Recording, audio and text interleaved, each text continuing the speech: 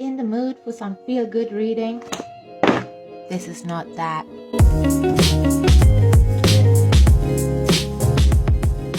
Published by Kite, we have Steve Bonello and Marie Briguglio coming together to discuss some of Malta's biggest issues. They talk about construction, they talk about traffic, they talk about hunting, they talk about the roads, they talk about environment.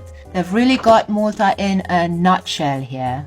It's the same old story. You buy somewhere with a beautiful view and then they build that right in front of you. Now, don't get me wrong, this is not just 240 pages of ranting about the environment and about society. It actually is very well referenced. These guys have really looked into their stuff. They know what they're saying.